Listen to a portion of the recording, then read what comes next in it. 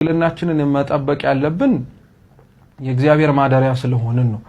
አንደኛ ቆሮንቶስ ምዕራፍ 3 ቁጥር 16 ላይ የእግዚአብሔር ቤተ መቅደስ ቅዱስ ነውና ያውም እናንተ ናችሁ ይላል ቅዱስ ጳውሎስ። ስለዚህ ድንግልና ከእግዚአብሔር መላእክት ጋር የሚያመሳስለን ህይወት ነው ካልን በጋብቻ እስካልተሳሰርን ድረስ አንድ ሰው ድንግልናውን ጠብቆ የሚቆይበት ምክንያት የእግዚአብሔር ማደሪያ ስለሆነ ነው።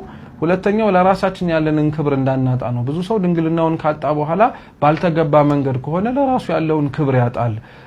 በጣም ራሱን አሳንሶ ከማየትም ባለፈ ድንግልናውን ካጣ በኋላ ይሄ ደናግላል ሊኖሩት የሚችለው ኑሮ ማለትም የንጽህናን ህይወት ንስሐ ገብቼ መኖር እችላለሁ የሚለውን ተስፋ በመቁረጥ ወዳልተገባ ህይወት ሊገባ ስለሚችል ድንግልናን መጠበቅ ለራስ ያለንን ክብር እንዳናጣ ያደርገናል።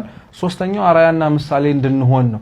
ድንግልናቸውን ጠብቀው በሥርዓተ ተክሊል የሚጋቡ ሰዎችን ስንመለከታቸው በጣም ውስጣችን ትልቅ የሆነ ፍላጎትና ናፍቆት ያሳድራል። እኛም እንደዛ መከበር እንዳለብን እንዲሰማን ስለሚያደርገን ማለት ነው። አራተኛው ድንግልናችንን የምንጠብቀው ለስጋዊ ህይወታችን ስንል ነው። ጠቢቡ ሰሎሞን ምን ብሎ ይናገራል? ኃጢአተኛን ማንም ሳያሳድደው ራሱ ይሸሻል ይላል። ስጋዊ ህይወታችንን የምናስጠብቅበትም አንደኛው መንገድ በድንግልና ነው። ሰው ድንግልናውን አጥቶ በሀብት በንብረት አድጎ ለመኖር እንደሚፈልገው ሁሉ ድንግልናውን ሳያጣ ንጽህናውንም ጠብቆ እግዚአብሔርን ሳያሳዝን ግን በስጋዊ ህይወቱ የተሻለ ህይወት መኖር ይችላል ማለት ነው።